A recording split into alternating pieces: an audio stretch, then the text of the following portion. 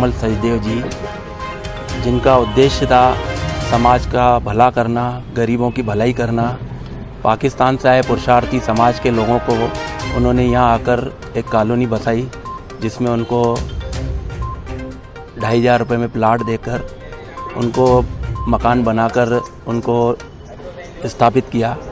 और उनकी जो समाज में जिनकी पुरुषार्थी परिवारों की कन्याएं थी, उनकी शादी वगैरह, बच्चों को पढ़ाना, ये उनका उद्देश्य था। और उन्होंने इंदौर में अन्नपूर्णा मेन रोड पर एक जय जगत गृह निर्माण सोसाइटी के वो अध्यक्ष भी रहे। उन्होंने एक कॉलोनी बसाई, वहाँ एक सिंधु सेवा परिषद संस्था, जिनके वो संस्थापक भी रहे।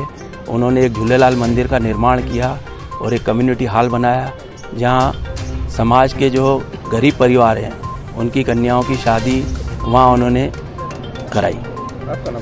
जब पूरा सिंधी समाज पाकिस्तान से विभाजित होकर संकटों में था, तब उनका हौसला बढ़ाते हुए, उनके कार्यों को आगे बढ़ाते हुए उन्हें रीसेटलमेंट के माध्यम से उनको मकान गवर्नमेंट के माध्यम से उपलब्ध करवाना, उनको आर्थिक सहायता के रूप में सिंधी समाज को गवर्नमेंट की तरफ से मदद दिलवाना, ये उनका प्रमुख कार्य 1947 से विभाजन के बाद रहा।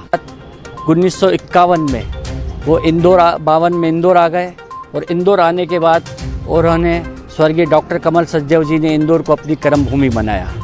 भारतीय जनसंघ की स्थापना के बाद भारतीय जनसंघ में इस सदस्य बने और सदस्य बनने के बाद राजनीतिक रूप से सक्रियता से कार्य करते हुए भारतीय जनसंघ के जिला महामंत्री और जिला उपाध्यक्ष के पदों पर सालों के साल रहे। और भारतीय जनसंघ को इंदौर में स्थापित करने में जो आज भारतीय जनता पार्टी है, स्वर्गीय डॉक्टर कमल सचदेव जी का महत्वपूर्ण योगदान रहा है। भारतीय जनसंघ के वो प्रमुख वक्ता के रूप में थे। अलग अलग इंदौर के आसपास के मालवा क्षेत्र और निमाड़ क्षेत्र में वो लगातार भ्रमण करते हुए अपने ओजस्वी वक्ता के रूप में भाषण देते हुए उन्होंने भारतीय जनता पार्टी और जनसंघ को स्थापित किया। सिंधी समाज की समस्याओं को प्रमुख रूप से राष्ट्रीय स्तर पर राजनीतिक अपनी सूझबूझ 1951 में वो 52 में इंदौर आ गए और इंदौर आने के बाद उन्होंने स्वर्गीय डॉक्टर कमल सचदेव जी ने इंदौर को अपनी कर्मभूमि बनाया।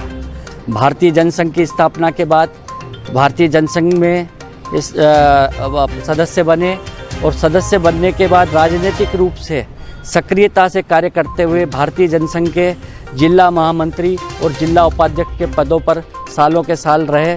और भारतीय जनसंघ को इंदौर में स्थापित करने में जो आज भारतीय जनता पार्टी है, स्वर्गीय डॉक्टर कमल सचदेव जी का महत्वपूर्ण